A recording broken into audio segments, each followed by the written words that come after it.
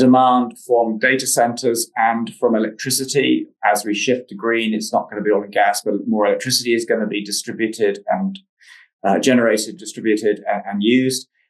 We're not ready for this, and the US grid is going to have to be massively improved. Next year, we're going to get what's called the American Society of Civil Engineers, ASCE report for 2025.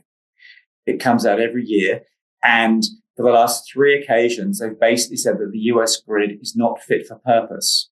When we see the report next year, we'll obviously update you, but there's a massive opportunity to make money from the upscaling and improvement on the US grid.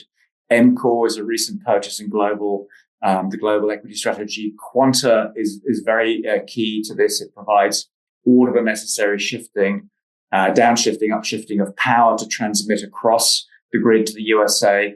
And then AGK Insulators in Japan is another fascinating business that actually is going to benefit enormously from the need to generate electricity and transmit electricity effectively, bearing in mind it's now going to come from a constant source, fossil fuels, and an inconstant source, renewables, solar and wind. So there's a huge opportunity to make money in these spaces. This shows you the kind of money that's already been made, and I haven't quite got the colors right, I apologize.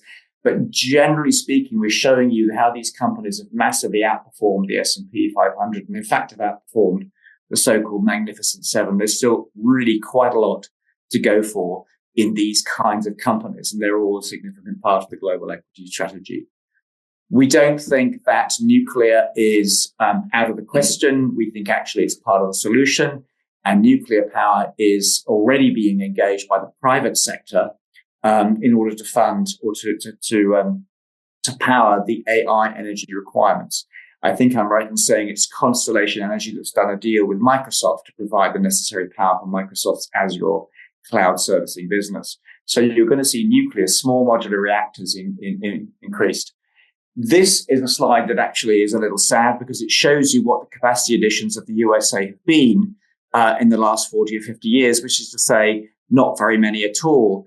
What's happening in the USA is that plants, nuclear plants that had a projected life of 40 years have had that life extended to 60 years.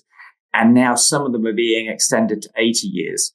I think there's a couple of takeaways from that. One is that it seems to be crazy that you can run something for 80 years that was planned at 40 years.